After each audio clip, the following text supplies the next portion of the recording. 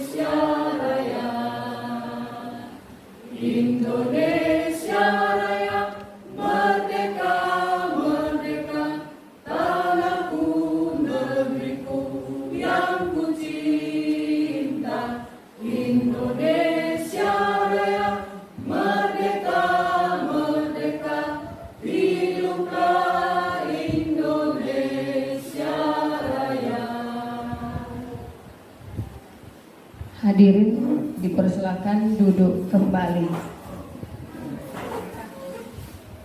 Baiklah, masuk ke acara selanjutnya.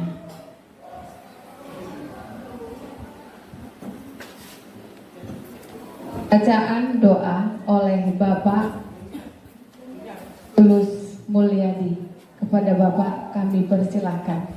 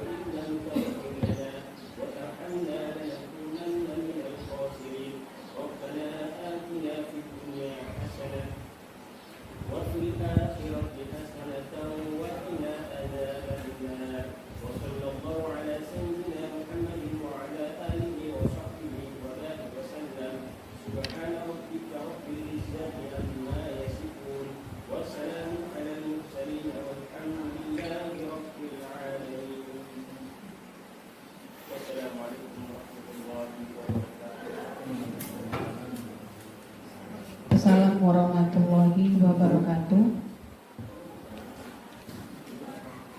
Masuki acara selanjutnya, yaitu sambutan dari keynote speaker kita kepada Ibu Dr. Anda Haja Asridawati MPD selaku Kepala Sekolah SMK Negeri 1 Pangkatan. Kami persilahkan.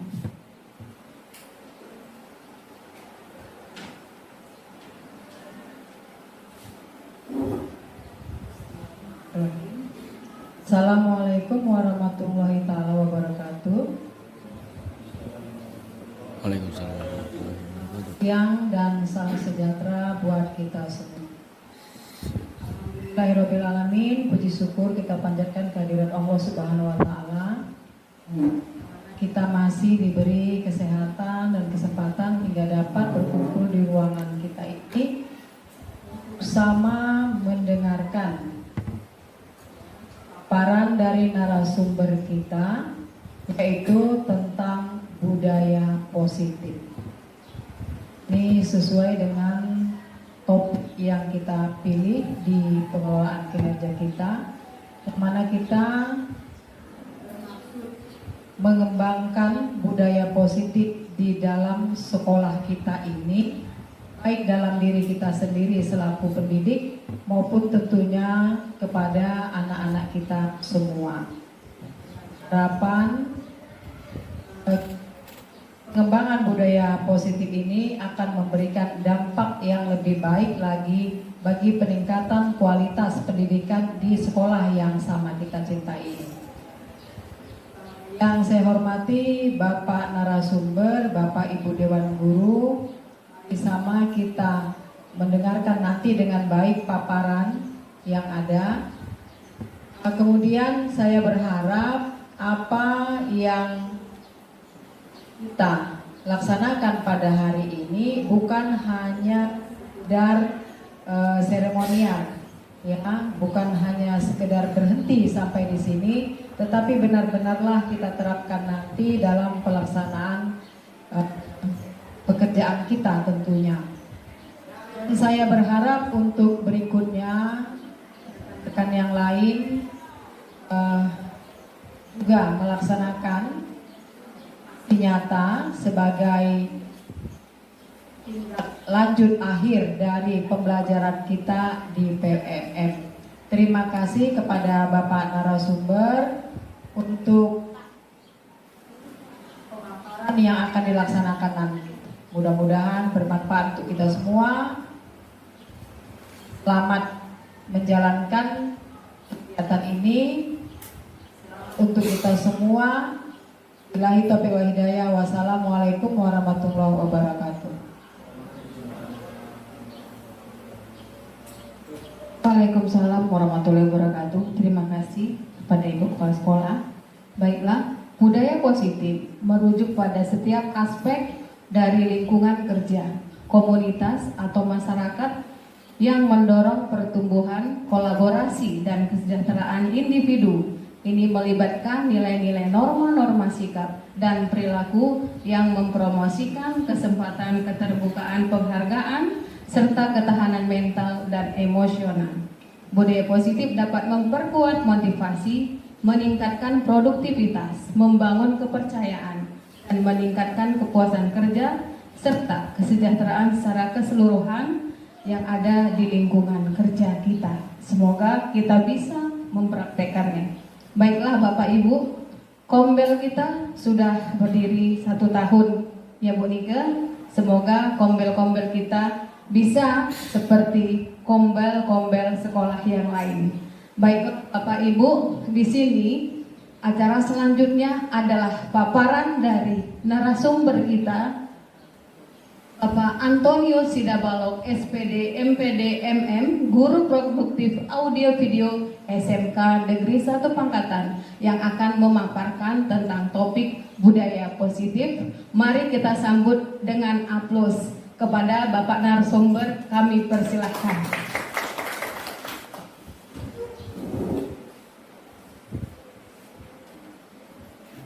Terima kasih dan selamat pagi buat kita semua. Yang saya hormati Ibu Kepala Sekolah SMK Negeri 1 Pangkatan, yang saya hormati Bapak dan Ibu Wakil Kepala Sekolah, yang saya hormati semua rekan-rekan guru di SMK Negeri 1 Pangkatan. Saya secara pribadi mengucapkan banyak terima kasih buat partisipasi seluruh guru dan pihak sekolah sehingga pelaksanaan aksi nyata ini dapat berjalan di sekolah kita, dan semoga juga dengan aksi nyata selanjutnya kita semua guru dapat berperan aktif di Kombel SMK Negeri 1 Pangkatan. Izinkan saya untuk memaparkan tentang aksi nyata, yaitu topiknya adalah budaya positif.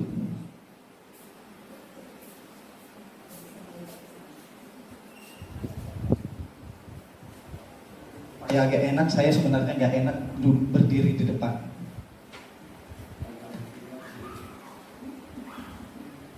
Apa itu budaya positif? Saya kira kita secara pribadi kalau ditanya apa itu budaya positif, saya kira kita pasti sudah bisa menjawab. Karena budaya positif itu adalah nilai-nilai dan kebiasaan yang kita lakukan di sekolah, karena ini adalah budaya positif di sekolah yang berpihak pada siswa, sehingga mereka dapat mengembangkan minat dan bakat mereka menjadi pribadi yang kritis, hormat dan tanggung jawab. Artinya budaya positif ini adalah untuk kemajuan sekolah, untuk kemajuan pendidikan di sekolah. Hal ini dapat kita lihat bahwa budaya positif ini wajib berpihak kepada siswa. Yang harus kita ingat Bapak Ibu, berpihak kepada siswa sesuai dengan apa yang disampaikan oleh Bapak Pendidikan kita Ki Hajar Dewantara, bahwa pendidikan itu wajib berpihak kepada siswa. Kita guru hanya sebagai pamong. Sehingga kita wajib merubah pola pikir kita tentang dunia sebelumnya, atau dengan dunia pendidikan sebelum kita, atau ketika kita masih menjadi siswa di sekolah. Di sini ada pergeseran, perubahan paradigma. Untuk saat ini bahwa yang diharapkan oleh Bapak Pendidikan kita itu adalah siswa itu adalah suatu pribadi yang unik. Dan kita wajib menghormatinya dan menghargainya. Itulah perubahan paradigma pendidikan kita saat ini.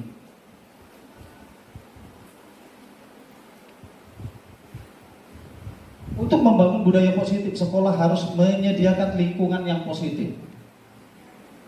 Kita memang harapkan dengan lingkungan yang positif akan menghasilkan hasil yang positif juga. Selain positif, aman, nyaman agar siswa mampu berpikir dan bertindak, mencipta dengan merdeka. Kalau kita sudah merasa merdeka, maka kita sudah bebas berkreasi. Jadi tidak lagi kita mengajak siswa untuk memahami pola pikir guru. Tetapi saat ini yang diharapkan adalah bagaimana kita selaku guru bisa menghargai dan memodifikasi apa yang siswa itu pikirkan. Jadi kita harus mengenal siswa itu pribadinya. Tidak hanya satu siswa, karena kita mungkin dekat dengan siswa, salah satu siswa, maka dia saja yang kita perhatikan. Di sini tidak. Maka dengan adanya siswa kita di dalam satu kelas itu ada 30 rata-rata, maka kita wajib mempersiapkan 30 cara. Itu minimal. Maksimalnya sebanyak-banyaknya. Tetapi hal ini sangat tidak mungkin kita lakukan di dalam kelas karena waktu kita terbatas. Lantas bagaimana menciptakannya? Maka biasanya kita wajib mengelompokkan. Bisa kita kelompokkan menjadi 2 kelompok ataupun 3 kelompok. Kalau kita kelompokkan menjadi 3, kita anggap di situ yang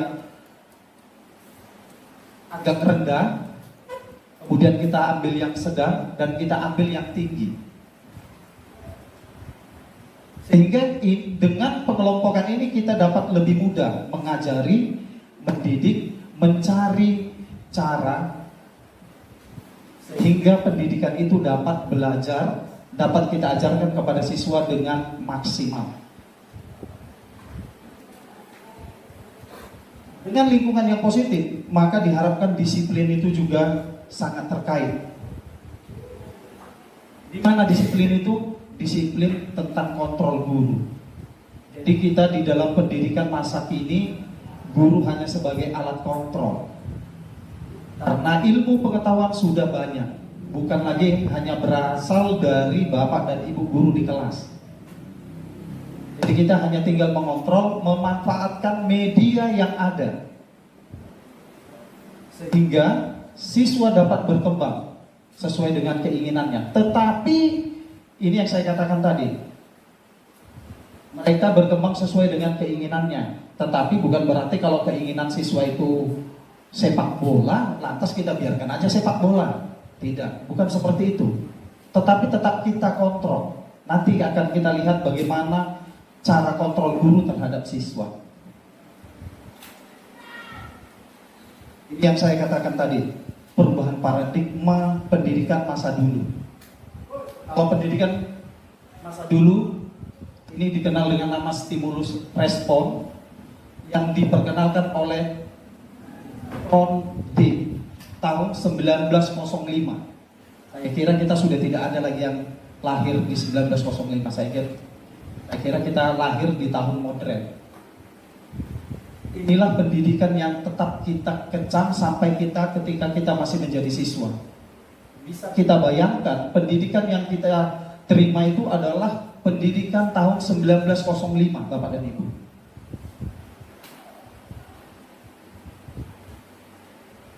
Bagaimana rupanya pendidikan masa dulu dengan teori stimulus respon? Yang pertama, mengubah agar orang berpandangan sama dengan kita. Ini yang sering kita lakukan dan bahkan sampai saat ini mungkin masih ada Bapak dan Ibu yang melakukan di kelas. Kita mengajak siswa supaya siswa mengerti apa yang kita ajarkan. Sehingga kita mengajak siswa mengerti pola pikir kita. Padahal pendidikan masa sekarang tidak lagi seperti itu. Kemudian yang kedua, perilaku buruk dilihat dari kesalahan. Ini yang paling sering kita lihat. Setiap siswa melakukan kesalahan, ini pasti kita kecam siswanya adalah siswa yang buruk, tidak disiplin.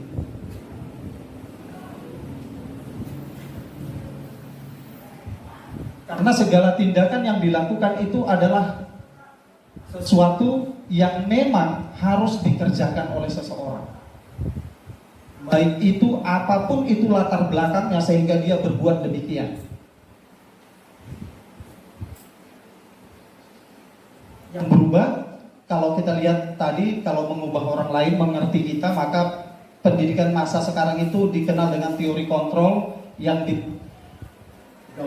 digagaskan oleh Goosen, Diane Goosen, 1998. Saya kira ini pendidikan masa kini. Tahun 1998, saya kira kita semua sudah lahir, Bapak dan Ibu. Jadi pendidikan yang diangkat adalah pendidikan untuk saat ini. Bahwa kita wajib memahami, ini yang tadi saya katakan. Kalau dulu kita memahami, mengharapkan siswa memahami kita, sekarang kita wajib memahami siswa. Kita balik.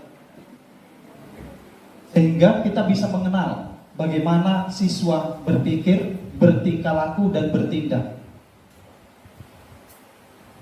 Kemudian tadi kalau perilaku buruk siswa itu dilihat ketika dia melakukan pelanggaran, maka saat ini semua perilaku memiliki tujuan.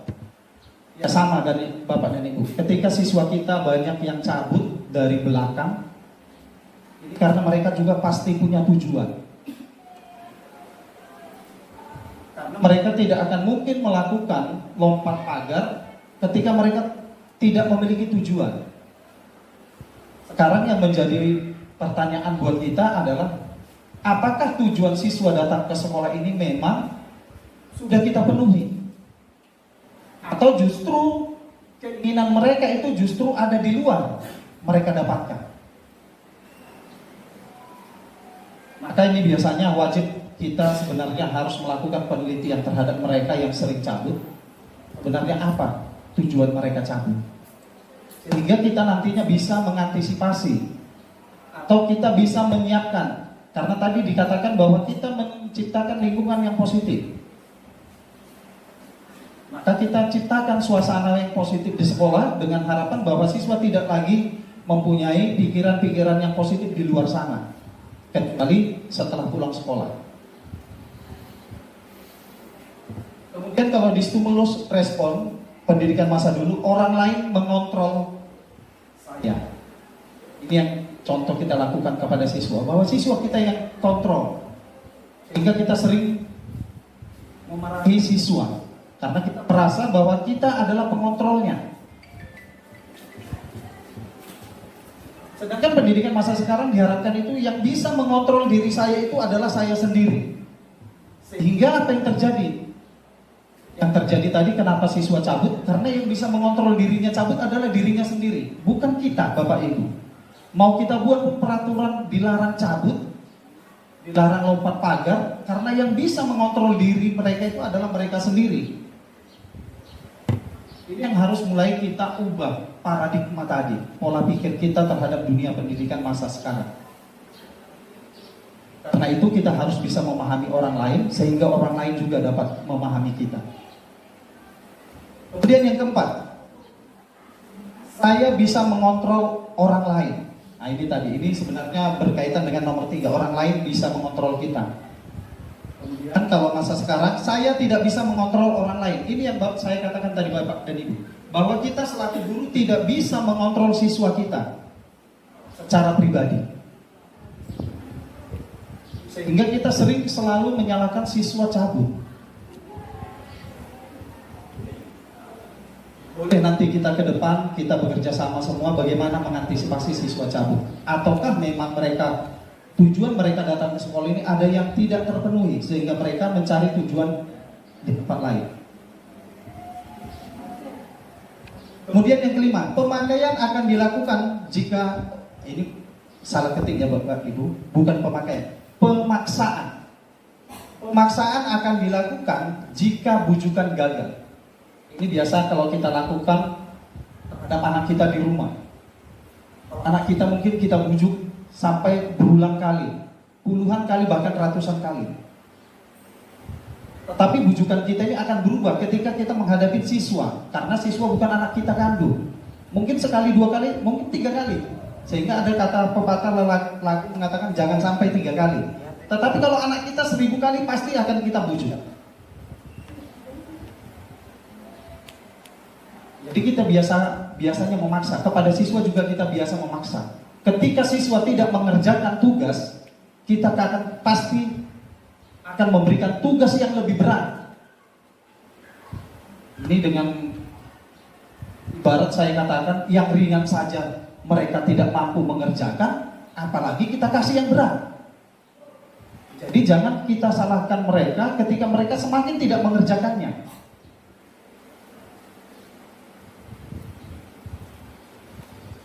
Sehingga di teori kontrol untuk masa sekarang itu bukan lagi pemaksaan, bukan lagi bujukan, tetapi kolaborasi dan kesepakatan menciptakan pilihan-pilihan baru. Ini yang diharapkan Bapak dan Ibu. Kita berkolaborasi dengan siswa, kita berkolaborasi dengan lingkungan sekolah, kita berkolaborasi dengan lingkungan masyarakat sekitar sekolah. Sehingga apa? Sehingga terjadilah hubungan yang harmonis. Kalau hubungannya sudah harmonis, kita yakin, saya juga yakin, siswa tidak akan ada lagi yang cabut. Kemudian di situ ada kesepakatan. Kesepakatan menciptakan peluang-peluang baru, pilihan baru. Ketika kita mencapai kesepakatan, ini pasti akan ada deal-deal antara siswa dengan guru. Bu, kami akan melakukan jika. Ini ada jikanya. Inilah pilihan-pilihan itu tadi. Atau mungkin justru akan muncul pilihan yang lebih baik. Bu, lebih baik seperti ini karena kan kita sudah seperti ini, maka seperti ini kita jauh lebih baik daripada seperti itu. Mungkin itulah pilihan-pilihan baru yang terjadi, yang mungkin sebelumnya tidak pernah kita pikirkan Bapak dan Ibu. Kemudian yang keenam, pola pikir zaman dulu itu adalah model berpikirnya menang kalah. Ini yang sering kita lakukan juga ketika kita ke sekolah. Mau berhasil atau mau gagal, mau belajar atau mau bermain. Karena memang pola pikirnya kita selalu antara menang dan kalah. Jika saya berbuat demikian, maka saya akan demikian. Jika saya tidak melakukannya, maka saya pasti akan dihukum. Ini menang dan kalah. Tetapi sekarang yang diharapkan di dunia pendidikan itu adalah win-win solution. Tapi bukan Pak Wiwin ya. Win-win solution. Menang-menang. Kita menang, orang lain pun menang. Kita selaku guru menang, siswa pun menang. Ini yang diharap, yang dikatakan tadi dengan kata merdeka. Dengan kemerdekaan ini diharapkan ada kebebasan. Ini kebebasan tadi, merdeka. Bebas bergerak. Inilah perubahan paradigma yang harus kita ubah, terutama dari diri kita dulu. Karena kita tidak mungkin bisa mengubah dunia sebelum kita bisa mengubah diri kita sendiri. Kemudian tentang teori motivasi perilaku manusia. Teori motivasi ini tetap seperti yang kita kenal seperti dulu. Ada yang dari luar dan ada yang dari dalam. Yang dari dalam diri itu dikenal dengan nama intrinsik dan dari luar itu ekstrinsik. Kalau motivasi dari luar itu eksternal, itu untuk menghindari ketidaknyamanan atau hukuman untuk mendapatkan imbalan dari orang lain. Ini motivasi internal. Ada dua, menghindari ketidaknyamanan atau hukuman, atau justru untuk mendapatkan imbalan. Mungkin saya masih mengingat ketika saya SD, ketika saya tidak mengerjakan tugas matematika itu mungkin betis saya habis dipukul oleh segitiga siku-siku atau segitiga sama sisi yang selalu dipersiapkan di kelas itu roll. Jadi bukan hanya roll panjang Bapak dan Ibu, tapi roll segitiga. Maka ketika saya tidak mengerjakan tugas, saya pasti akan berpikir, pasti Bapak itu datang, tugasku nggak siap. Saya pasti lebih baik nggak usah sekolah. Untuk apa? Menghindari ketidaknyamanan. Apakah ini juga masih terjadi pada diri anak kita sekarang? Masih ada saya lihat beberapa siswa yang tidak masuk ketika guru masuk. Tetapi ketika guru lain masuk, dia ada. Hanya guru tertentu dia tidak masuk. Apakah ini masih terjadi sehingga siswa ini menjadi takut, menghindari hukuman? Tetapi bukan berarti Bapak dan Ibu bahwa siswa yang salah nantinya tidak kita hukum. Tidak.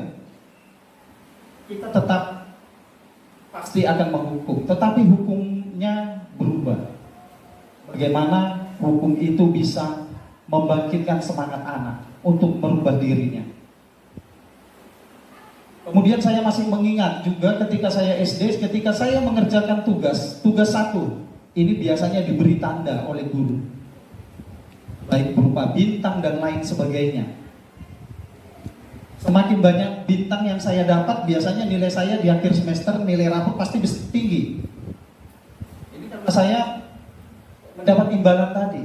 Ataukah guru itu juga memberikan imbalan? Dulu guru saya saya ingat, ketika saya tidak ada absen 1 semester berturut-turut, baik alpa, izin, dan sakit, itu biasanya saya diberikan buku 1 lusin. Maka ketika saya diajak orang tua saya pergi, ada pesta keluarga, saya pasti menghindar. Pasti saya tolak. Karena apa? Saya pikirkan buku 1 lusin itu ada di depan mata saya. Sehingga saya tidak pernah absen, izin, sakit. Tapi bukan keinginan saya kalau tentang sakit, bukan keinginan kita pribadi. Inilah yang biasanya membuat motivasi kita, motivasi siswa belajar semakin giat. Tapi motivasi dari internal itu dikatakan bahwa motivasi internal untuk menghargai diri sendiri dan menjadi insan sesuai dengan harapan. Motivasi internal berarti yang berada dari dalam diri sendiri. Motivasi kita mungkin kita melihat, enak kali ya kalau jadi pejabat, saya harus belajar. Ini motivasi internal, saya harus belajar sehingga saya nantinya bisa jadi pejabat. Sehingga apa? Sehingga motivasi internal inilah yang paling diharapkan. Karena ini berasal dari dalam dirinya sendiri. Sehingga dengan bagaimanapun dia akan berusaha untuk mempertimbangkan apa yang dia anggap itu positif. Itu kalau untuk motivasi internal. Karena motivasi internal bisa ini membuat seseorang itu menjadi ketergantungan. Ketika diiming-imingin oleh guru mendapat sesuatu, kalau dia hadir terus, maka ketika gurunya berganti, ketika gurunya tidak memberikan motivasi tentang hadiah, mungkin dia akan berubah kembali. Jadi menyebabkan motivasi eksternal ini bisa merubah atau menjadikan seseorang itu menjadi ketergantungan. Nah, ini tentang, kemudian kita bahas tentang keyakinan kelas. Budaya positif itu diawali oleh keyakinan kelas. Kalau selama ini kalau kita lihat di kelas, selaku kita juga guru maupun wali kelas, yang pertama kita lihat itu setelah pintu itu biasanya peraturan, aturan dan peraturan sekolah. Sehingga kalau kita perhatikan aturan dan peraturan itu selalu dilanggar. Sehingga ada orang mengatakan aturan itu dibuat hanya untuk dilanggar.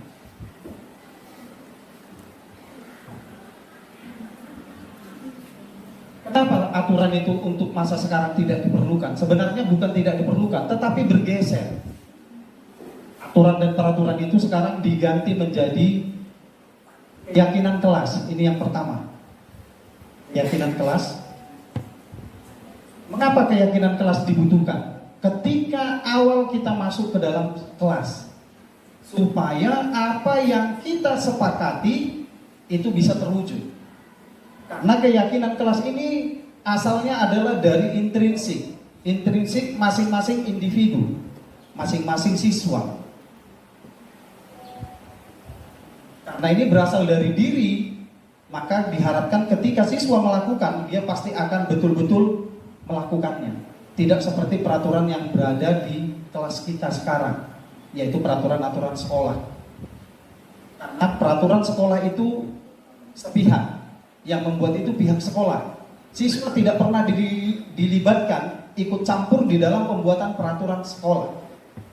Tetapi peraturan yang sekolah buat bukan berarti salah. Tetapi untuk masa sekarang sudah tidak zamannya lagi sepihak. Kalau sudah kita buat keyakinan kelas, berarti ini dua pihak. Ada dari siswa. Kemudian guru memodifikasi, memanfaatkan, menggabungkan kesepakatan apa yang sudah dibuat oleh siswa ini tadi. Dengan catatan, nanti mungkin setelah ini mungkin kita lihat nanti ada catatan daripada keyakinan kelas itu sendiri. Keyakinan kelas itu yang pertama kayak diharuskan dengan mempergunakan kata-kata positif, Bapak dan Ibu guru. Jadi kita tidak boleh pakai kata-kata negatif. Kata-kata negatif itu yang bagaimana? Dilarang. Itu sudah negatif. Jangan. Itu negatif. Jadi bagaimana kita bisa menciptakan budaya positif di sekolah? Maka kita mulai dari kata-kata yang positif dulu. Dengan kata-kata positif yang selalu dan selalu terus dikerjakan, maka ini menjadi budaya. Ini yang diharapkan. Kalau selama ini kita lihat peraturan sekolah, datang tidak boleh terlambat, itu negatif. Kalau sekarang peraturannya diubah, bergeser, datanglah tepat waktu. Jadi tadi datang terlambat sudah diganti, datangnya tepat waktu.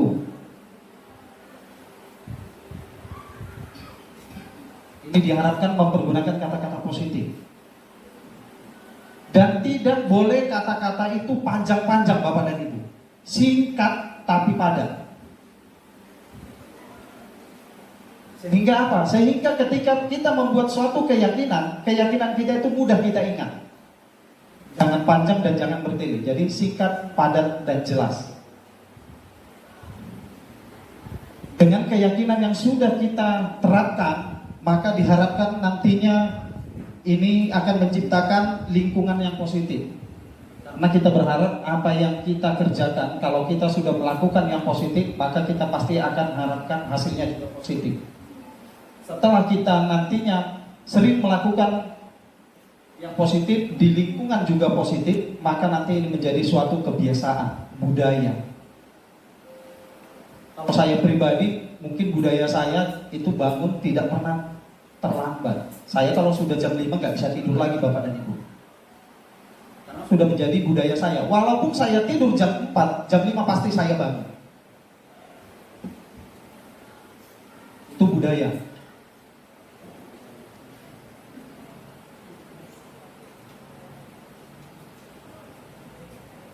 Nah inilah yang menurut Diane Gossen 1998. Suatu keyakinan akan lebih memotivasi seseorang dari dalam diri dan akan lebih semangat menjalankan keyakinan daripada serangkaian peraturan. nantinya di keyakinan kelas itu kita gabungkan, kita berikan kertas kepada siswa, kita harapkan apa yang mereka inginkan dari kelas kita, suasana yang bagaimana yang mereka inginkan. Maka kita nantinya bisa mengelompokkan dari berbagai jenis jawaban. Yang menjadi persoalan ketika kita membuat keyakinan kelas, kita bagikan kertas kepada siswa, kita suruh apa yang mereka harapkan, mereka diskusi Bapak dan Ibu. Ketika mereka diskusi membuat suatu keyakinan, maka yakin dan percayalah keyakinan itu pasti tidak akan berjalan dengan baik. Jadi diharapkan ketika membuat suatu keyakinan itu adalah ditanya dirinya sendiri, bukan ditanya kawannya. Jadi nantinya ketika kita membuat suatu keyakinan di kelas, kita harapkan siswa itu tidak boleh saling mencontek, saling berbisik dan berdiskusi. Karena apa yang mereka inginkan. Mungkin saya menginginkan suasana kelas ini bersih. Mungkin teman saya nanti kalau bisa suasana kelas ini nyaman. Mungkin kan itu bisa kita gabungkan. Hanya saja cara mengekspresikan kata-kata itu biarkan aja mereka mengeluarkan kata-kata mereka sendiri. Jadi tidak diskusi. Sehingga nanti kalau mereka diskusi, yakinlah dan Bapak dan Ibu, hasilnya pasti kata-katanya akan sama semua. Kalau kita mengharapkan kata-kata itu pasti berbeda, karena mereka ada beberapa banyak siswa, berapa diri mereka banyak, sehingga apa yang mereka inginkan pasti berbeda. Mungkin ada mereka ingin suasananya saya katakan tadi asri, nyaman, bersih. Mungkin bisa kita gabungkan, itu nanti setelah pengelompokan.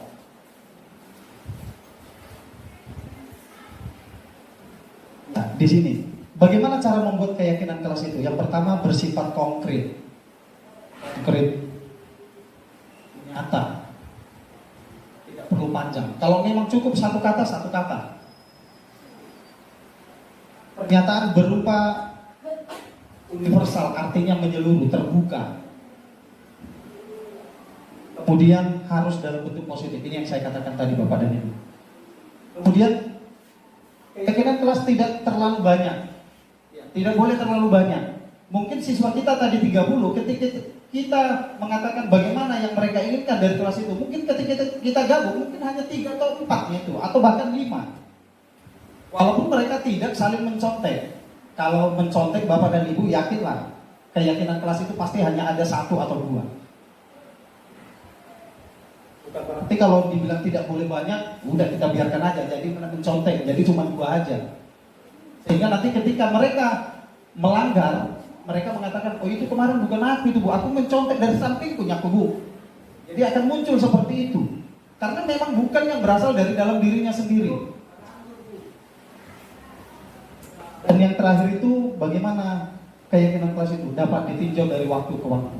Ketika keyakinan kelas itu sudah menjadi budaya, tidak lagi menjadi keyakinan tetapi sudah menjadi budaya, maka sudah bisa kita cari lagi keyakinan kelas yang lain. Artinya keyakinan kelas ini fleksibel. Ketika sudah tidak diperlukan, kita hilangkan, kita cari yang lain. Ya. Kemudian apa beda hukuman dan konsekuensi? Ini yang paling sering kita lakukan mungkin di sekolah. Kalau hukuman itu membuat sakit hati jangka waktu yang lama. Contohnya ketika siswa lompat pagar, dia kita hukum mau push up 30 kali, lari keliling lapangan 10 kali, itu akan mengakibatkan dia akan sakit hati kepada kita. Apalagi kalau kita sampai lalu tangan. Kita bisa perhatikan di sekolah kita ketika ada guru lalu tangan, apa yang terjadi Bapak dan Ibu? Siswa akan membawa orang tua, kemudian ini menjadi masalah besar. Tapi saya selaku guru juga pernah melakukan lalu tangan terhadap siswa. Tapi apakah siswa itu merasa sakit hati dengan saya? Tidak. Karena kita tahu cara, kita trik. Ketika kita sampai mungkin emosi sehingga kita lalu tangan. Maka apa yang harus Bapak Ibu lakukan ketika Bapak dan Ibu sudah lalu tangan terhadap siswa? Yang pertama, rangkul siswa kembali.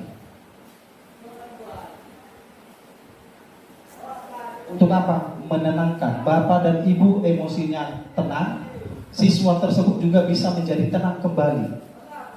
Yakinlah bapak dan ibu, ketika siswa melakukan suatu kesalahan yang memang fatal, ketika kita lalu tangan kepadanya, dia pasti akan tetap merasa dia pasti bersalah, bukan sakit hati.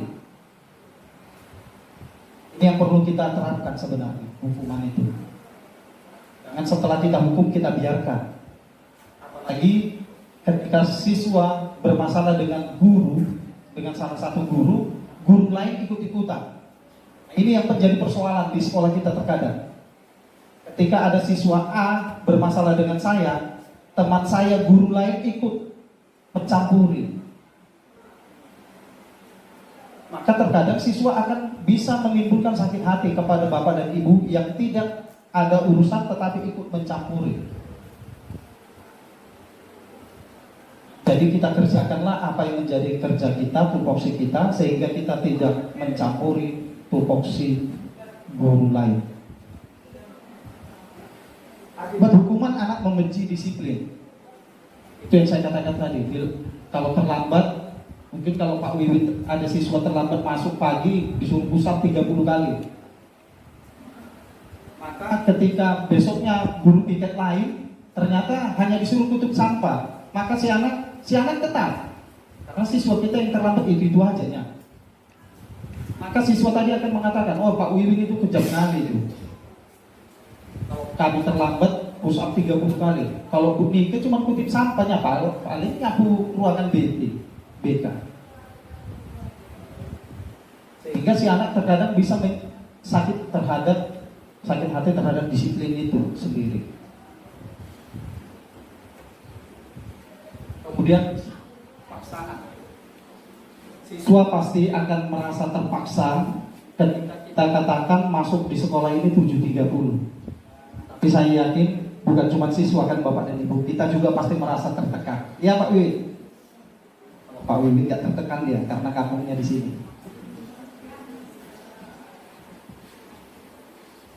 Sehingga kita merasa kita itu terpaksa melakukan. Yang penting aku datang walaupun terlambat. Tapi kalaupun kita tepat waktu itu pasti karena paksaan. Mungkin kalau terhadap guru honor, paksaannya mungkin semester depan nanti jamnya dikurangi, pasti takut. Sehingga dia akan tetap lakukan pekerjaan, tetapi dengan terpaksa. Ketika kita melakukan pekerjaan dengan terpaksa, maka apapun yang kita kerjakan itu biasanya tidak akan maksimal. Kemudian yang keempat itu konsep diri yang buruk. Siswa yang sering mendapat hukuman ini akan bisa mengakibatkan atau menyebabkan konsep dirinya buruk. Sehingga terkadang siswa bisa mengatakan, seburuk apalah saya sebenarnya. Siswa lain, si C itu selalunya datang jam 9, pulang jam 10. Ada yang gak pernah masuk sampai 3 bulan, masih tetapnya diterima di sekolah. Sehingga siswa ini bisa memunculkan seburuk apa sebenarnya saya sampai saya dibuat seperti ini. Sedangkan si C tadi yang lebih parah dari saya tidak dibuat seperti itu. Ini menyebabkan konsep diri yang buruk pada anak. Sehingga ketika hukuman akan berlaku, ini biasanya yang paling sering dilakukan anak didik kita. Belajar menyembunyikan kesalahan. Ketika ditanya, kenapa kalau Pak pagar? Bukan aku tadi itu Pak. Taunya nampak saya? Enggak loh Pak. Dia akan menyembunyikan kesalahannya. Sekali, 2 kali kita mungkin susah menyembunyikan kesalahan. Tetapi kalau sudah terlalu sering, ini menjadikan konsep diri tadi lebih buruk.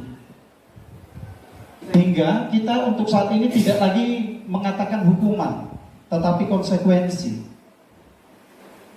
Jadi kita berubah dari hukuman menjadi konsekuensi. Sehingga ketika kita tadinya membuat keyakinan kelas, maka kita juga akan buat konsekuensinya. Jika mereka melanggar keyakinan mereka sendiri, apa yang mereka kerjakan.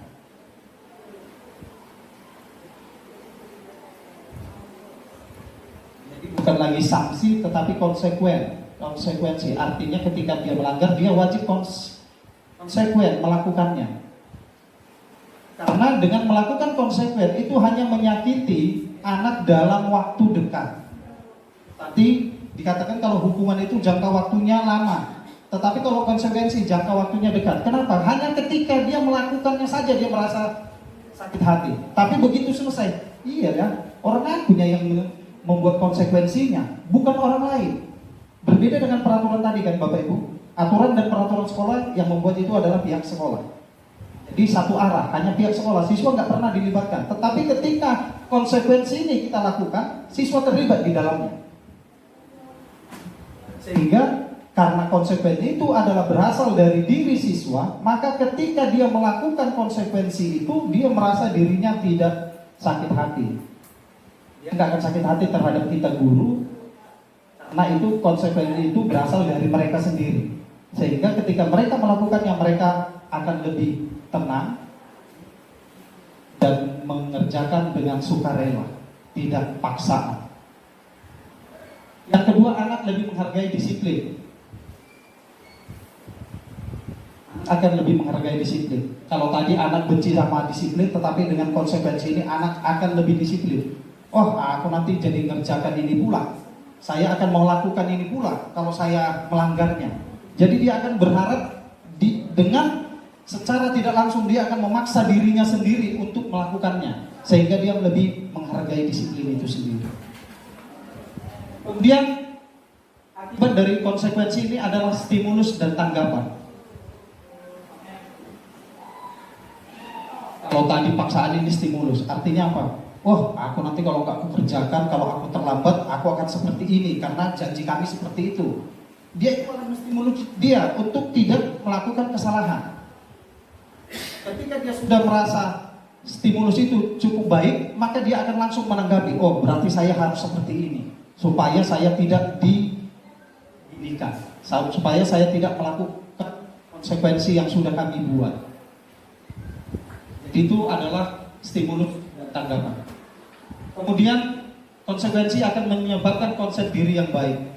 Anak akan otomatis memperbaiki dirinya sendiri tanpa paksaan. Hal ini bisa membuat konsep diri dari diri anak itu semakin baik ke depannya. Kemudian anak belajar mematuhi peraturan. Sehingga ketika si anak melakukan suatu kesalahan, dia biasanya langsung lapor, Pak, saya terlambat. Tidak mesti kita kejar-kejar. Ini akibat konsekuensi tadi. Karena apa? Karena dia sudah tahu kalau saya terlambat pasti saya seperti ini. Tapi kalau hukuman tadi yang saya katakan, ketika menghadapi guru A dan menghadapi guru B, itu bisa saja hukuman itu berbeda. Tetapi kalau konsekuensi tidak, kesalahan yang sama, pasti konsekuensinya pasti sama. Inilah bedanya antara hukuman dan konsekuensi. Sehingga kita diharapkan membuat konsekuensi di kelas masing-masing. Kalau mau kita kembangkan menjadi keyakinan sekolah, maka kita wajib kumpulkan siswa di halaman. Kita buat. Atau bisa juga kita gabungkan antara semua keyakinan kelas, kita jadikan menjadi keyakinan sekolah. Kemudian kita implementasikan, kita bicarakan, kita sampaikan kepada siswa, sehingga mereka semua setuju dengan kesepakatan atau keyakinan sekolah.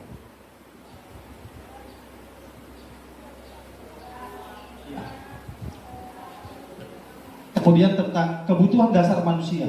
Kebutuhan dasar manusia ada 5. Yang pertama itu survival. Survival ini bisa dikatakan adalah kebutuhan di dalam melengkapi kebutuhan hidup. Ini survival. Yang pasti mereka akan membutuhi di sini sudah masuk. Kalau saya dulu SD, saya masih ingat kebutuhan dasar manusia itu ada 3, primer, sekunder, tersier. Maka survival ini adalah kebutuhan primer. Makan, tempat tinggal, ini survival. Jadi kebutuhan dasarnya itu adalah kebutuhan dasar untuk hidup.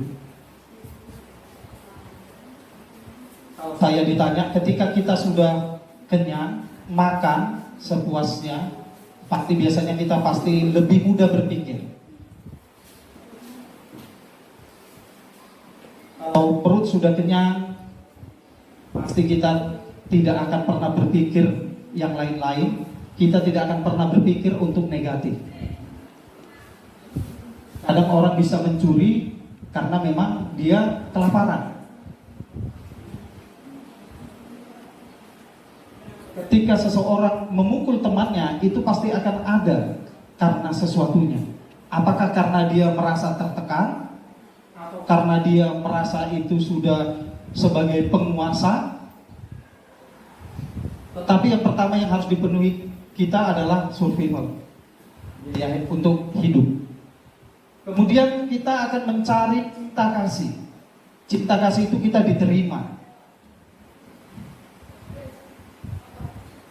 Ada beberapa siswa saya dapatin setiap di kelas itu lebih banyak diam daripada berbaur dengan kelasnya. Ternyata dia itu tidak diterima di kelasnya. Maka ketika seseorang itu tidak diterima di komunitasnya, dia pasti akan berbuat yang tidak pernah kita pikirkan. Si anak bisa menjadi pendiam, sehingga kita bilang, oh dia itu memang Pak orangnya pendiam. Padahal karena dia tidak diterima di lingkungannya, dia selalu diejek. Jadi ketika kita tadi sudah cukup untuk makan, kita diterima. Kita bisa diterima dan kita bisa menerima.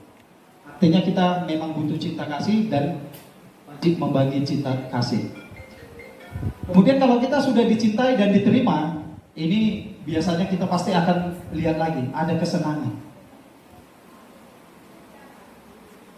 Sehingga kita sering mengatakan orang yang selalu mencuri itu sudah menjadi kesenangannya. Saya punya teman yang kerjanya mencuri ketika di kos. Setiap hari pasti akan ada di kos itu yang hilang. Dan kami tidak pernah mencari lagi. Kami tinggal ke kamarnya, kami cari pasti dapat. Itu terkadang kesenangan yang sudah menyebabkan penyakit. Saya senangnya mau pingin healing, tapi duit saya nggak ada. Mungkin bisa yang hal-hal yang terjadi tadi negatif. Kita bisa mencuri, kita bisa melakukan yang lain. Yang penting mendapatkan suatu dana yang segar, sehingga kita bisa mencapai atau membeli kesenangan kita. Itu kebutuhan kita. Kemudian kita butuh kebebasan. Secara pribadi kalau saya memang butuh kebebasan. Artinya kebebasan bukan berarti bebas tanpa arah. Kebebasan di sini adalah kebebasan yang memiliki arah. Saya bebas belajar itu pakai musik. Ada siswa, ada guru yang memang harus belajar tanpa musik. Harus tenang ruangannya. Ini kebebasan. Saya bebas melakukan kreasi terhadap ilmu pengetahuan yang saya peroleh. Ini yang gak pernah kita berikan kebebasan kepada siswa untuk mengembangkan minat dia di kelas. Kita selalu mengatakan contoh, kita membuat suatu karya, baik itu karya buah tangan, kreasi tangan, kesenian tangan, tapi biasanya kita pasti langsung tentukan. Kita bikin karya tangan dari tanah liat ya, kita langsung tentukan dari tanah liat. Padahal belum tentu semua siswa senang dengan tanah liat. Mungkin senangnya siswa itu bernyanyi, tapi kita suruh dia membuat karya dengan cara menghasilkan benda. Kalau saya pribadi ketika saya disuruh bernyanyi, saya lebih bagus membuat karya tangan yang lain. Saya nggak pede nyanyi. Dan ini juga yang paling sering kita lakukan di kelas. Ketika kita seni, kita suruh siswa bernyanyi. Padahal banyak siswa yang tidak suka bernyanyi. Jangankan bernyanyi umum, nyanyi Indonesia Raya saja yang kita lihat dan kita dengar setiap Seninnya selalu pas, tidak pas. Bahkan lagu Indonesia Raya ada yang terkadang nadanya didangdutkan. Karena memang tidak hobinya bernyanyi, tapi kita suruh bernyanyi. Itu kenapa di sekolah, beberapa sekolah yang saya ketahui, mereka punya paduan suara, Bapak dan Ibu. Kalau kita di sini kan tidak, upacara dipimpin kelas 1 TKR 1. Iya, 1. Begitu dia memimpin upacara 1 TKR 1, kita lihat Bapak dan Ibu ada yang datang? Tidak. Menghindar Bapak dan Ibu. Karena mereka pinginnya bebas. Bebasnya tidak melakukan upacara tadi. Karena sebagian mereka tidak ada yang pede tampil ke depan. Kalau yang pede tampil ke depan, Bapak dan Ibu yakinlah ketika kita suruh upacara, dia pasti akan tampil ke depan. Tapi ketika dia tidak bisa bernyanyi, kita paksa menjadi paduan suara, selalu kita katakan, ulang, salah. Pasti akan salah, karena memang tidak hobinya di situ, bakatnya. Kebebasan. Bukan berarti kebebasan yang dia inginkan datang ke sekolah jam 11, pulang setengah 12. Bukan kebebasan seperti itu ya Bapak dan Ibu. Setelah keempat ini didapat, ini biasanya, ini, penguasaan. Merasa penguasa. Kalau kita pribadi ditanya mungkin Bapak dan Ibu, ketika kita disuruh atau kita berbuat di kelas kita, kalau kita selaku wali kelas, saya yakin dan percaya pasti kita akan memaksa. Sebagian kita pasti akan memaksa kepada siswa. Aku kan wali kelasmu, kalau nggak mau kau hilang, panggil orang tuamu. Itu pemaksaan. Karena apa? Kita merasa power di situ karena kita wali kelasnya.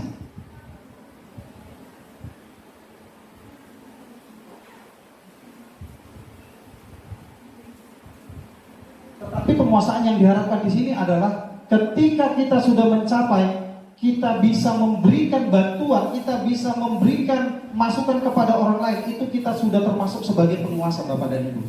Jadi tidak mesti bahwa kita atur mereka bangun. Saya yakin di sini penguasa contohnya Ibu Nike. Kenapa?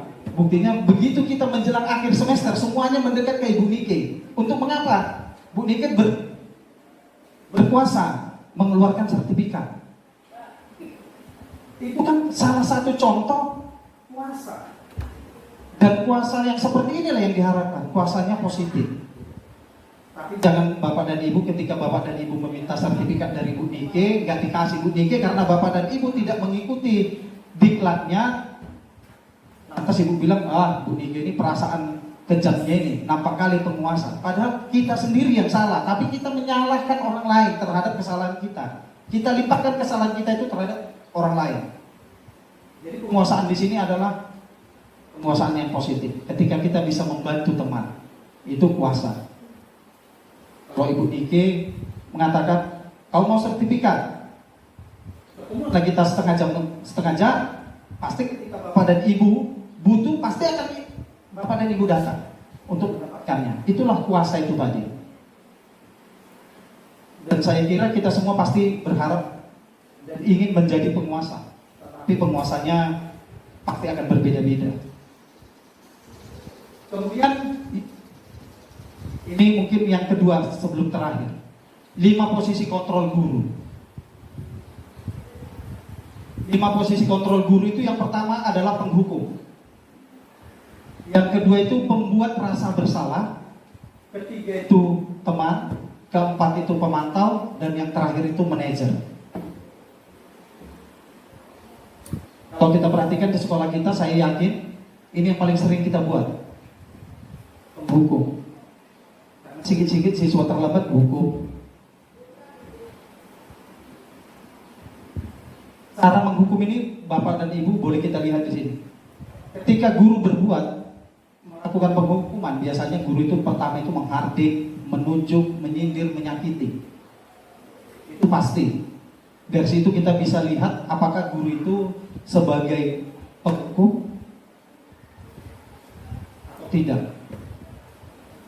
Dan biasanya kalau sebagai penghukum, guru akan berkata, rasakan. Jadi ketika ada siswa terlambat, disuruh mencabut rumput di situ, ketika ada guru lewat, terlambat kau kan, rasakan. Itu kita juga sebagai penghukum Bapak dan Ibu, walaupun bukan kita yang menghukumnya, tetapi secara mental kita menghukumnya. Kemudian hasilnya bagaimana? Akibat hukuman tadi, hasilnya itu bisa membuat siswa berontak. Makanya kalau siswa terlambat banyak yang lari, yang tinggal cuma sedikit. Berontak, berbohong, menyalahkan orang lain. Kemudian kalau guru sebagai pembuat rasa bersalah, biasanya gurunya pasti akan biasanya lebih memelas ini bicaranya terhadap siswa, seolah-olah gurunya yang salah. Seharusnya kau jangan seperti itu, nah. Seharusnya kau itu seperti ini, seperti ini. Atau bahkan kita mengatakan, kecewa kali aku lihat kau, apalagi kalau ada mereka pernah buat salah, itu selalu saya tambahin. Karena saya apa? Merasa saya kecewa. Kecewa saya lihat kau marga tambah. Makanya perlu saya tambahin. Itu biasa saya katakan. Kemudian biasanya guru, kamu seharusnya sudah tahu. Atau bahkan ketika saya di kelas saya sendiri, di kelas 2 AP, saya menghadapi yang dua manusia dua itu, saya selalu mengatakan kepada mereka, capek saya menghadapinya. Karena itu dan itu saja. Sehingga apa? Sehingga biasanya hasilnya siswanya berbohong. Contohnya Renaldi. Udah siap kau perbaiki nilaimu Renaldi? Sudah. Mariles? Sudah. Jadi kenapa kau bisa PKL? Udah ada buktinya?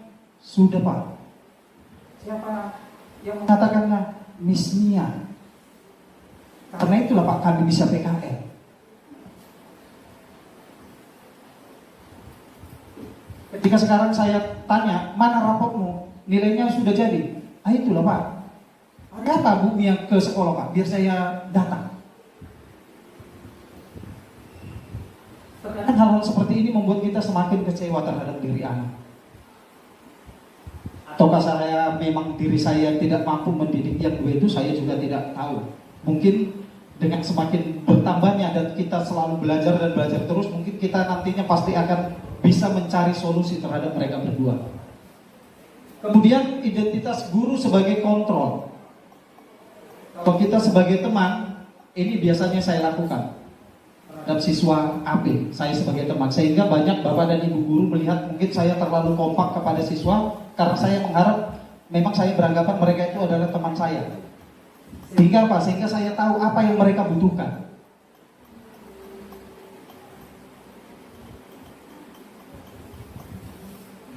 Apa yang dia lakukan biasanya seperti itu. Tetapi Bapak dan Ibu, semua kontrol ini bukan berarti ketika saya sebagai penghukum, saya nggak bisa membuat rasa bersalah. Saya tidak bisa sebagai teman.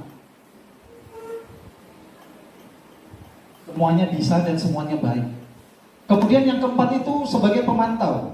Sebagai pemantau, kita tahu Bapak dan Ibu, pemantau itu seperti CCTV Bapak dan Ibu. Ketika kita melihat siswa di luar, si C merokok, kita langsung katakan di grup guru, Bapak dan Ibu, siswa ini merokok. Berarti kita sebagai pemantau. Tetapi kalau kita hanya sebagai pemantau saja, itu tidak ada solusi yang didapat Bapak dan Ibu. Atau kita justru menghitung. Karena saya ada beberapa melihat kasus wali kelas juga menghitung.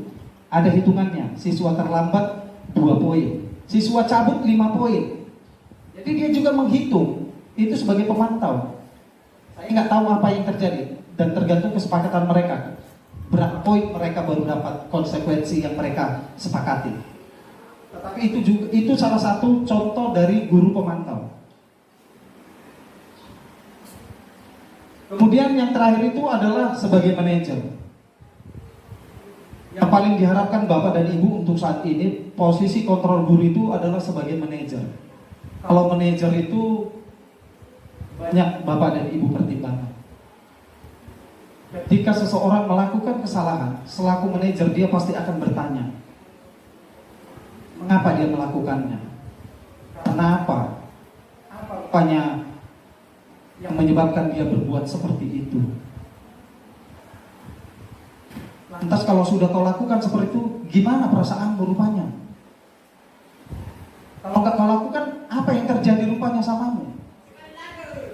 Maka dengan kata lain, kalau kita selaku manajer, kita bukan hanya membuat anak itu berubah, tetapi justru membuat anak itu belajar dari kesalahannya sendiri.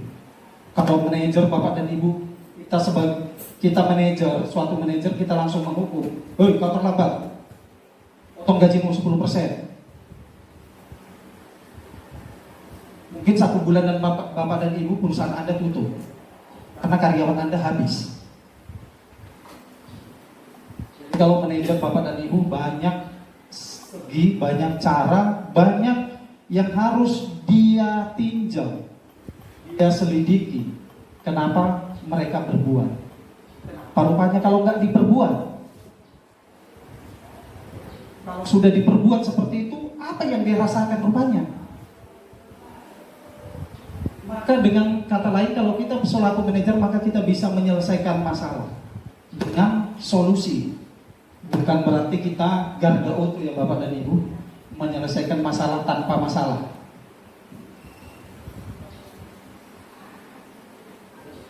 Dan kontrol guru inilah yang memang harus kita kembangkan ke depan, terutama manajer.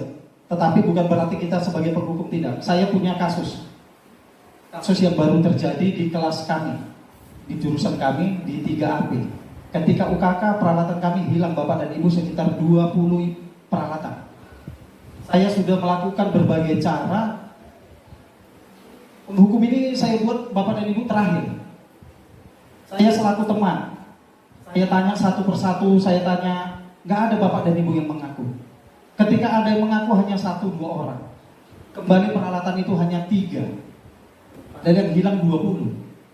Yang kembali 3. Ternyata saya selaku kontrol sebagai teman hanya 3 yang kembali Bapak dan Ibu. Artinya 3/20 hanya sekian persen, sangat kecil. Kemudian saya membuat rasa bersalah. Ketika saya membuat mereka merasa bersalah, mereka justru ribut di grup mereka. Kebetulan mereka punya grup pribadi tanpa guru. Maka ada siswa yang menyampaikan kepada saya, bahkan chatnya disampaikan kepada saya. Mereka berantem Bapak dan Ibu. Mulutmu ember kali. Bukan peralatanmu yang saya curi. Ini membuat rasa bersalah. Ini yang terjadi. Ketika saya sebagai pemantau, tidak terpantau saya Bapak dan Ibu. Karena peralatan itu pada saat itu hilang, diambil siswa itu ketika jam istirahat. Atau ketika saya pindah dari bengkel AP ke bengkel PKJ untuk menyelesaikan gambar. Ketika saya ambil pun nantinya CCTV, Bapak dan Ibu tidak nampak Bapak dan Ibu. Karena CCTV-nya di ujung, hanya 1. Ketika siswa itu membelakangi CCTV, apa yang diambil itu nggak nampak. Sehingga banyak juga siswa itu berbohong. Sampai terakhir, sampai mereka hampir gagal perpisahan, itu kembali peralatan hanya sekitar 40%. Terakhir saya emosi, saya ambil sikap penghukum. Tetapi bukan saya pukuli Bapak dan Ibu. Saya hanya mengatakan, kalau peralatan tidak kembali sampai hari Senin, maka kalian anak AP 1 pun tidak bisa mengambil surat keterangan lulus dan SKHUL, SKHU sementara. Jadi kalau kamu mau cari kerja, tahankan. Tidak akan saya beri. Saya akan berikan langsung rekomendasi ke TU. Ya, tunggu hari Senin. Hari Sabtunya, Bapak dan Ibu, peralatan kembali semua. Artinya apa? Ternyata penghukum ini masih perlu. Tetapi bukan berarti menghukum ini lantas pakai tangan Bapak dan Ibu. Kita wajib bisa mempergunakan kata-kata. Karena itu, bijaksanalah kita selaku guru, mana kontrol yang perlu kita kerjakan atau kita lakukan ke depan. Kemudian ini yang terakhir Bapak dan Ibu, restitusi. Restitusi itu adalah suatu proses menciptakan kondisi bagi siswa untuk memperbaiki kesalahan sehingga mereka mampu kembali ke kelompoknya dengan karakter yang lebih kuat. Dan restitusi ini ciri-cirinya Bapak dan Ibu. Ciri-ciri restitusi yang pertama bukan menebus kesalahan, tetapi belajar dari kesalahan. Artinya ketika siswa melakukan bersalah, mereka tidak menebusnya, tetapi belajar dari kesalahan itu sendiri. Kemudian yang kedua, memperbaiki hubungan. Kenapa? Ketika sesuatu terjadi yang tidak mengenakan, ini pasti akan mengakibatkan keretakan. Karena itu, ciri-cirinya harus memperbaiki. Kemudian yang ketiga, tawaran, bukan paksaan. maka kita berikan tawaran kepada siswa. Jadi bukan berarti tawar-menawar hanya ada di ekonomi ya Bapak dan Ibu. Sekarang sudah berlaku juga di dunia pendidikan kita, di kelas, tawar-menawar. Sehingga apa? Dengan terjadinya tawar-menawar, terjadi kesepakatan. Kesepakatan ini adalah yang perlu memang kita ambil. Kemudian menuntut untuk melihat ke diri sendiri. Ini restitusi. Jadi diharapkan siswa itu sadar terhadap kesalahan dia sendiri. Jadi tidak menyalahkan orang lain terhadap kesalahannya. Kemudian yang kelima, mencari kebutuhan dasar yang mendasari tindakan. Ini yang memang perlu memang. Ketika kita membuat segitiga restitusi, kita harus tahu apa, kenapa siswa melakukannya. Jadi bukan berarti kenapa kau mencuri, aku nggak makan. Terus kalau nggak makan rupanya, udah kau curi, makan kau? Belum tentu juga. Artinya bukan karena makan itu yang mendasari dia untuk mencuri. Bisa saja bukan makan, tetapi kesenangan. Kesenangan yang dia perlukan, sehingga dia mencuri. Tetapi alasan selalu dibuat untuk makan. Biasanya orang kalau mencuri demi makan, pasti orang langsung memelas. Padahal begitu dia mencuri, dia mencari kesenangan.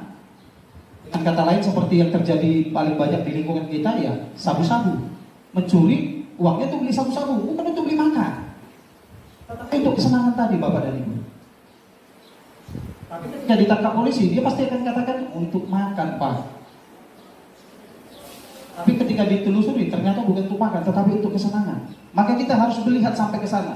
Apa dasarnya? Fokus pada karakter, bukan tindakan.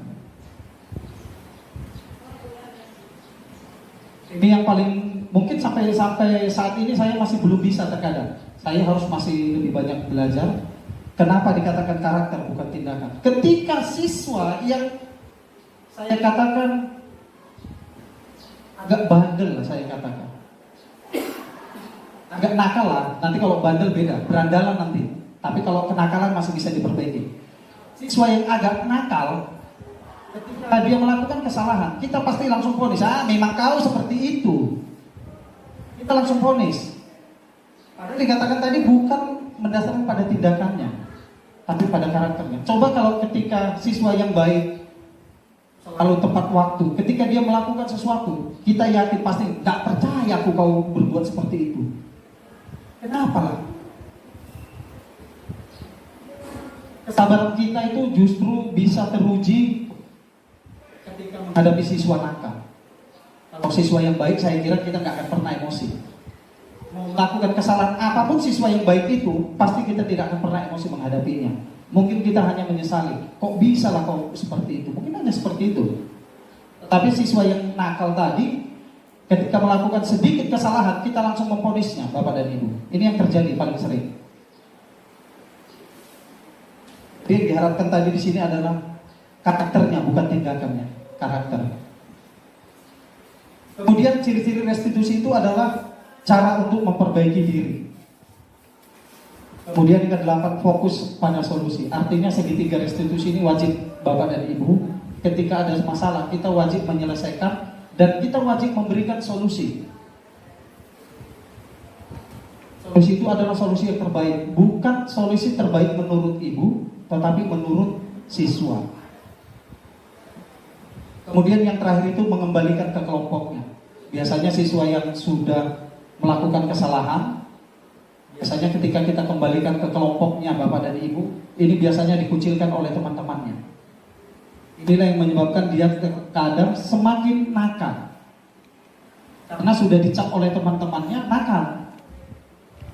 Itu yang saya katakan tadi, dia tidak diterima di komunitasnya karena kenakalannya tadi. Inilah ciri-ciri restitusi. Nah, di segitiga restitusi ini ada 3 tindakan yang harus dilakukan. Yang pertama, menstabilkan identitas.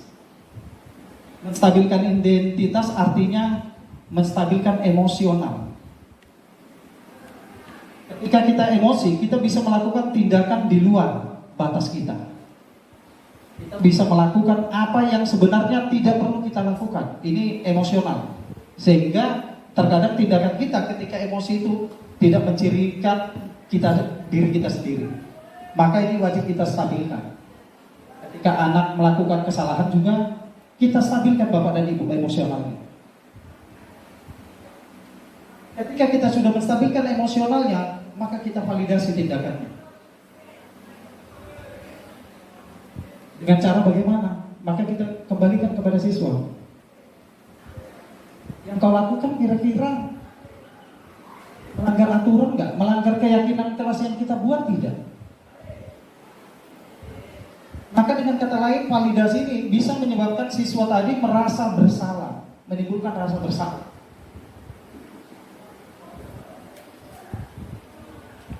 Ketika dia sudah mulai merasakan bahwa tindakan yang dia kerjakan itu melanggar aturan, melanggar kesepakatan, maka kita nyatakan keyakinan itu sekali lagi terhadap siswa tersebut. Dengan bagaimana? Lantas ketika siswa sudah melakukan kesalahan tadi, maka kita ajak dia untuk memperbaiki kesalahan. Kira-kira apalah yang bisa kau lakukan untuk menebus kesalahanmu? Atau untuk memperbaiki kesalahanmu? Sehingga biarlah jawaban itu muncul dari siswa, bukan dari kita sendiri.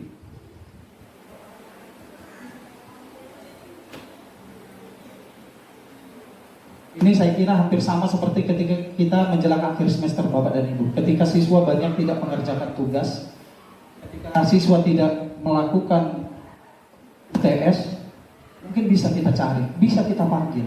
Tapi dengan catatan tadi bahwa keyakinan kelas kita di semua kelas itu sudah ada.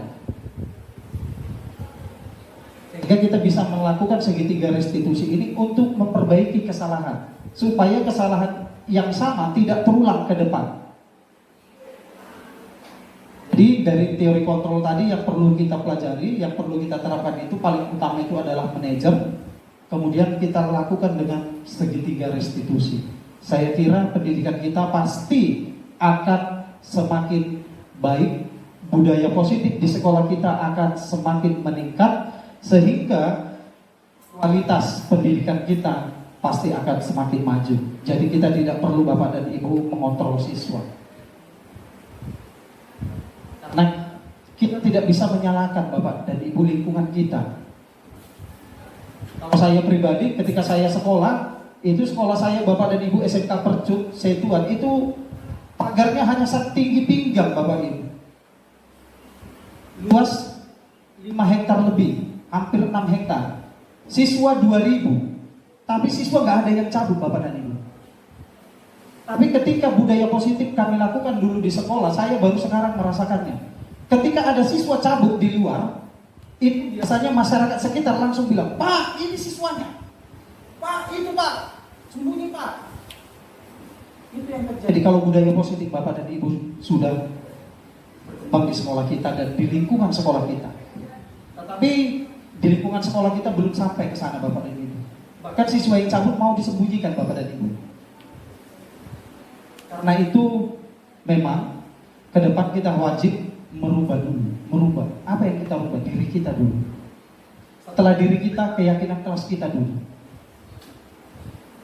Sehingga kesalahan yang selalu berulang dan berulang terus di sekolah kita ini dapat semakin memudar. Karena kita juga yakin dan percaya tidak mungkin di satu sekolah itu 100% baik. Pasti akan ada buruknya. Tetapi buruk ini bisa lebih kita tekan ke arah yang semakin. Saya kira demikian yang bisa saya sampaikan tentang budaya positif. Kemudian saya kembalikan pada Bu Latifah. Terima kasih kepada narasumber kami. Itulah paparan dari narasumber kami, Bapak Antonius Sidabalok. Dan kita akan memasuki sesi selanjutnya, yaitu sesi tanya jawab. Pada Bapak Ibu kami persilahkan. Nah, baiklah. Ini ada pertanyaan dari Ibu Rita. Kepada Ibu Rita kami persilahkan. Terima kasih sebelumnya. Di sini saya ingin menanyakan, tadi kan Bapak memaparkan mengenai keyakinan kelas.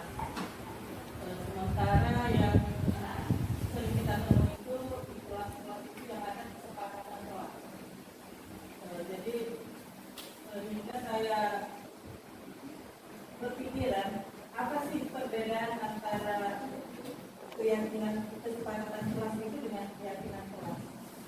Tolong diberikan informasi. Terima kasih. Terima kasih Ibu Rita. Ya, silakan kepada Bapak narasumber.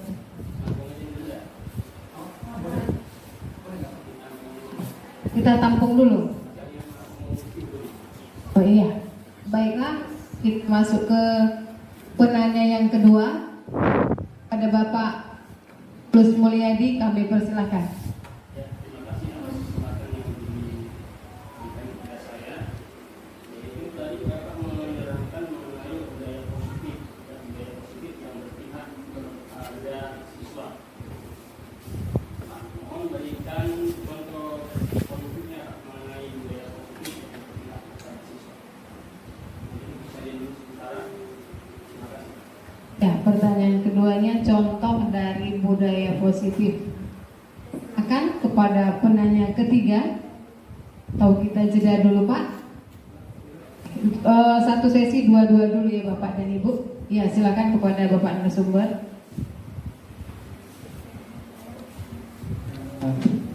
Terima kasih buat pertanyaan Bu Rita. Pertanyaan Bu Rita tadi mengatakan tentang perbedaan antara keyakinan dan kesepakatan. Sebenarnya kalau antara keyakinan dan kesepakatan, Ibu, sebenarnya sama. Sebenarnya sama, tetapi ketika kita masih membuat kesepakatan, itu namanya sudah kesepakatan. Ketika belum kita buat, itu masih kesepakatan. Ketika sudah kita kumpulkan semuanya, kita gabungkan, maka itu menjadi keyakinan.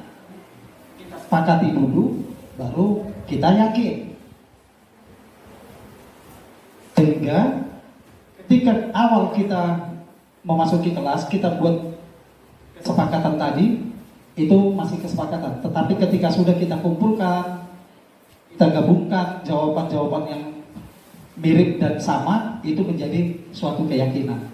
Artinya keyakinan itu adalah apa yang akan dan yang harus dikerjakan. Kalau masih kesepakatan, masih awal, itu hanya tindakan awalnya Pak, Bu. Kemudian untuk Pak Tulus, budaya positif apa kira-kira contoh yang memihak kepada siswa? Ya Pak Tulus. Sebenarnya budaya positif tadi seperti yang saya katakan Pak Tulus, datang tepat waktu. Itu suatu tindakan positif. Budaya positif, menghormati orang lain, itu budaya positif. Apakah itu memihak siswa? Ketika kita katakan datang tepat waktu, jelas itu memihak siswa, datangnya tepat waktu. Tetapi bukan hanya siswa yang berdampak terhadap tepat waktu tadi. Bapak dan Ibu guru juga wajib juga tepat waktu. Jadi bukan hanya siswanya saja Bapak dan Ibu. Kalau untuk tepat waktu itu untuk semua warga sekolah. Menghormati orang lain itu untuk semua warga sekolah. Artinya apa? Apakah itu merupakan suatu budaya positif ketika kita menghormati orang lain? Jelas, budaya positif. Karena kita wajib menghargai orang yang lebih tua dari kita. Tetapi orang yang lebih tua juga wajib menghargai orang yang lebih muda. Jadi orang yang lebih muda itu menghormati yang lebih tua menghargai. Bukan berarti kalau yang udah lebih tua setelah dihargai ingin dihormati juga. Yang muda juga perlu juga Pak Tulus dihargai. Sehingga timbullah budaya-budaya positif. Ketika kita sudah saling sopan, santun terjadi di sekolah kita, yakin dan percaya pasti semuanya akan berdampak kepada siswa. Jadi bukan berarti berdampak pada siswa seperti saya katakan tadi Pak Tulus ketika menyampaikan materi, siswa ingin main bola, lantas kita biarkan dia main bola.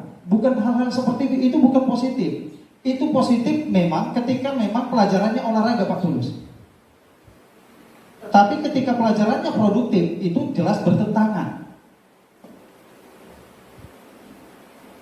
Jadi bukan hanya keinginan siswa yang harus kita tampung, tapi keinginan siswa yang memang betul-betul mendukung dan lebih mengembangkan kreativitas mereka sendiri. Kalau memang hobinya bola, kita buat ekstrakurikuler Pak Tulus, bola. Jangan hobinya bola, kita buat ekstrakurikuler itu pencak silat, itu nggak nyambung nantinya. Maka bagaimana kita bisa mengembangkan mereka bisa bermain bola, sedangkan lapangan kita tidak ada? Ya, kita cari lapangan di sekitar kita Pak Tulus.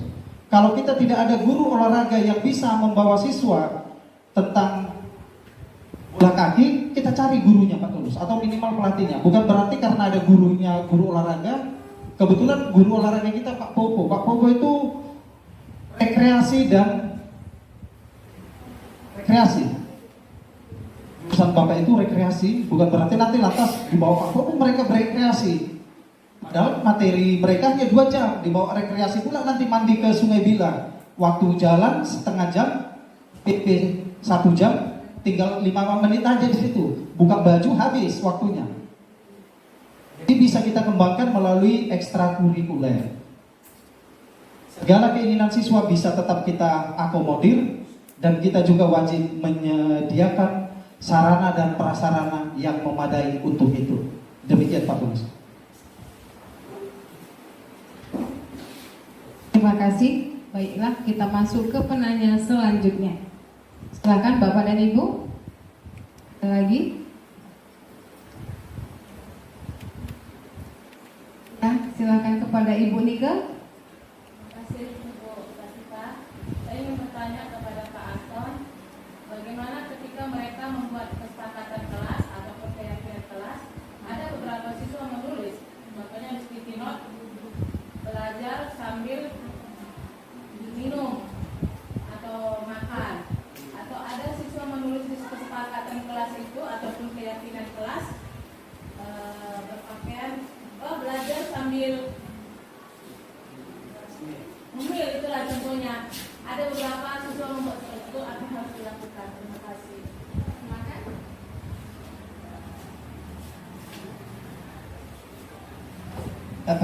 Terima kasih buat pertanyaan Ibu Niki. Saya kira ini akan menjadi suatu problem buat kita ketika ada keinginan siswa, beberapa siswa yang mungkin akan bertentangan dengan prinsip kita. Tapi bukan berarti kita langsung menyalahkan siswa tersebut. Ketika siswa mengatakan belajar sambil ngemil, saya kira kita bisa ambil belajarnya. Ngemilnya masih bisa kita manfaatkan. Pada saat kapan? Jam istirahat. Tetapi kalau dikatakan belajar sambil minum, tergantung Bu, minumnya. Minum kopi kah? Minum coklat atau minum air putih? Kalau minumnya es krim, saya kira itu tidak lagi mendukung. Karena ketika dia minum es krim, maka dia tidak lagi akan fokus belajar. Tetapi kalau minumnya air putih, saya kira itu biasa. Artinya ketika kita juga belajar, kita pasti akan haus. Kalau minumnya air putih itu hanya pelegaan tenggorokan sekedar, karena tanpa rasa. Tapi kalau minumnya juga kopi nanti bahaya. Pasti akan meminta temannya. Jadi kalaupun mereka minta mengemil, minta minum, kalau minumnya selain air putih, saya kira ini tidak mungkin bisa kita akomodir di dalam kegiatan kelas, kecuali kita sepakat juga terhadap semua kelas. Contoh kami di produktif Ibu mungkin akan berbeda dengan beberapa mata pelajaran yang lain. Ketika kami di produktif, ini kami bisa 6 jam pelajaran. 6 jam pelajaran. Contoh kita ambil les 1 sampai les 4. Mungkin kita kalau sudah sepakat, kita bisa juga buat kesepakatan. Ketika jam kita memang cukup panjang, kita buat break. Kita buat break sebentar, mungkin itu bisa mengakomodir siswa yang mungkin sedikit kelaparan. Contoh seperti saya katakan bahwa saya belajar dulu wajib pakai musik. Sedangkan ada beberapa siswa yang ingin belajar itu tenang. Saya memang terus terang saja Ibu Nike, dari saya sekolah dulu kalau belajar tanpa musik, pembelajaran itu sama saya kira lebih dari setengah terbuang. Tapi kalau ada musik, saya pasti biasanya bisa belajar fokus. Karena itu adalah pribadi yang unik tadi. Tapi bukan berarti keinginan saya yang tadi mendengar musik lantas kita paksakan terhadap orang. Sehingga saya ketika saya belajar Bu Nike, saya dikasih izin oleh guru, saya Walkman Bu Nike. Jadi saya belajar sehingga tetapi saya tidak boleh memakai ketika guru menerangkan. Tetapi ketika saya mencatat dari apa yang diterangkan guru di depan, atau ketika saya meringkas pelajaran, guru memberikan izin kepada saya, tapi dengan catatan speaker itu hanya satu nempel. Karena memang guru saya pada saat itu sudah mengerti, ketika saya dikasih belajar ada musik, justru saya lebih cepat nangkap. Tapi supaya tidak mengganggu orang lain, saya saya punya Walkman, saya pakai, tetapi tidak boleh sepanjang pelajaran. Itu mungkin yang bisa saya sampaikan. Atau Ibu Niki ada masukan yang lain? Saya serahkan kepada Ibu Latif. Terima kasih. Ada penanya selanjutnya? Silakan. Bagaimana? Ada Ibu? Mas? Oke. Terima kasih Bapak dan Ibu atas pertanyaannya. Ya, baiklah. Terima kasih kepada semua yang telah hadir dan turut serta dalam acara ini. Acara ini tak akan terwujud tanpa dukungan dan partisipasi Bapak dan Ibu. Saya ingin mengucapkan terima kasih kepada narasumber yang telah berbagi budaya positif. Semoga apa yang telah kita pelajari hari ini dapat menjadi bekal kita di lapangan nanti. Sampai jumpa di acara berikutnya. Tetaplah terinspirasi dan teruslah bergerak maju dalam menjalani perjalanan hidup kita. Mohon maaf jika ada kata-kata saya yang salah. Wabillahi taufiq wal hidayah. Wassalamualaikum warahmatullahi wabarakatuh. Waalaikumsalam. Kan buat narasumber kita.